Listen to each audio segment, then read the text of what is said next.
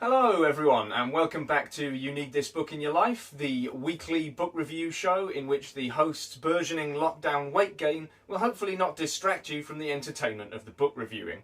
And this week we're going to be discussing David Baddiel's Jews Don't Count, an insightful and incisive treatise on where anti-Semitism is at in society today, where it can still be found, where it can still be excused by some, and where it can be flat out missed by many others who should know better.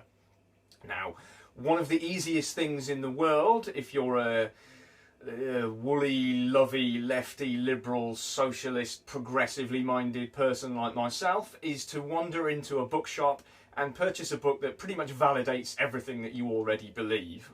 It's really easy for us to assume that we're on the right side of history and that it's the bad guys who ranged against us who are nasty and bigoted and racist. Now, what Baddiel does, this isn't a book that we hope anti-Semites will read. This is a book that those of us who think we should know better and do know better should read.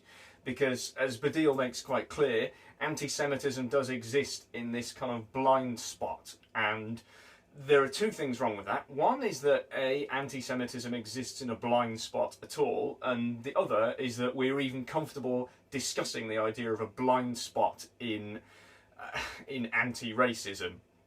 Ultimately, everyone counts or nobody counts. That's the point that we're meant to work towards as anti-racists and progressives. You can't have this kind of acceptable, nice, twee idea of a blind spot in your perspective when it comes to matters of justice. It's not right.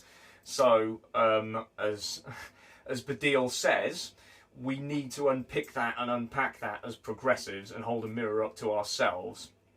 Now, the most arguably the most pernicious argument that Baddiel addresses quite early on is this idea that, well, Jewish people don't need to be brought inside the circle of anti-racist protection because they're reasonably comfortably off. Okay, there is a couple of things wrong with that. One, Jews aren't necessarily all universally as a group quite well off. That in itself taps into quite an ancient prejudice.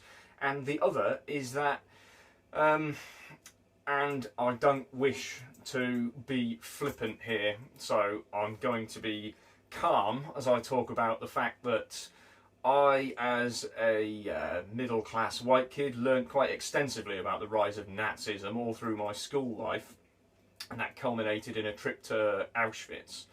And I can assure you that, as David Baddiel says, wealth is no protection whatsoever from extremely well-motivated racists with control of state apparatus. If you would like a particularly poignant example of how inferior wealth is in defending anyone against persecution, I would direct your attention towards the piles and piles of shoes and suitcases and gold teeth stolen from the Jewish people as they stepped through the gates of Auschwitz. Wealth, absolutely no protection whatsoever. Ultimately, it will just be stripped from you at gunpoint. So it's obscene to suggest otherwise. Now, I've come quite early to one of the undercurrents that pollutes this entire discussion around, and Baddiel mentions this, is Godwin's law, the internet maxim that any online discussion, the longer it continues, or any online debate, the longer it continues, sooner or later someone will invoke Hitler or Nazism, and the conversation will automatically shut down because Nazism has been invoked too many times for it to be a meaningful frame of reference anymore. Well, it's not in the specific case of people who were persecuted by the Nazis. In my family, for example, we have this the family World War II story handed down on our side is the evacuee grandparent, or the grandparent who served in the Fleet Air Arm. In David Baddiel's family history, the story which is handed down and still the lived experience of his family and Jewish families of the sort of mid to late 20th century is based on fleeing industrialised murder at the hands of your own countrymen.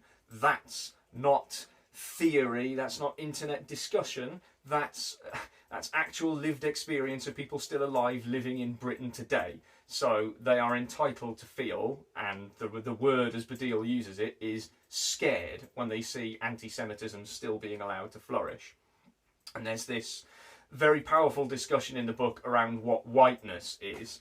Now, I'm white, I've never pretended I'm anything but, and what that confers on you is this idea of safety. You know, I feel secure. I don't feel like anyone, as a middle-class white guy talking to you from his utility room studio, is going to kick my door down or assault me in the street because of my ethnic background. Now, do Jewish people fit into that same group of safety whose lives and liberty and personal well-being are protected by their ethnic status? Well, they don't. And there's some very powerful and very poignant stuff towards the end of Baddiel's book, in which he lists recent but by no means exhaustive examples of anti-Jewish persecution which have tipped over into violence and murder even. So it's not theoretical to the Jewish people, it's lived experience, and it's lived experience which is still unpleasant today. And this, I think, was a real eye-opener for me, because going back to the experience of having learned about Nazism, as a progressive, I'd assumed that anti-Semitism was done.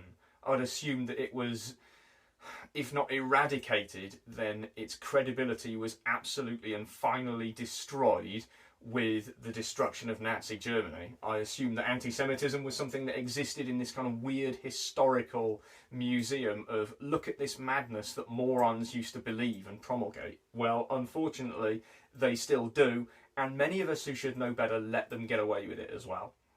And I will close by talking about some of the examples that Baddiel brings up, which are very powerful. Again, for example, in the world of theatre, another industry very beloved of us progressive arty types, it would be unthinkable now to cast a non-black actor in the role of a black character.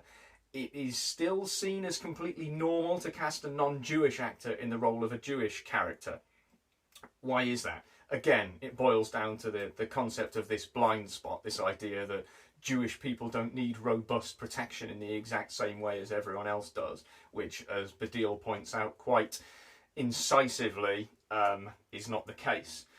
Now, in summary, I would say some polemics are, you know, sort of storm the barricades, really inspiring, get you fired up. This one is a completely different kettle of fish. It's talking to people who arguably are going to be willing to sit down and listen and digest an argument. That's who we feel we are as progressive types. It's, right, well, I've got the intellectual capacity to digest this argument, so Baddiel doesn't insult your intelligence. It's very academic almost. It's meticulous in the way that it unpicks arguments and deconstructs them. It's extremely clever like that. It's perhaps telling that it's published by TLS, because it comes from that kind of academic tradition rather than that man the barricades tradition.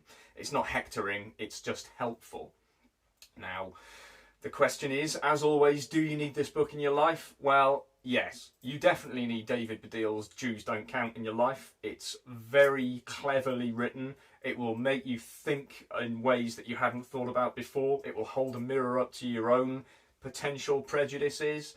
And ultimately, it will fill in that missing jigsaw puzzle piece of your own anti-racism. That's certainly what it did for me.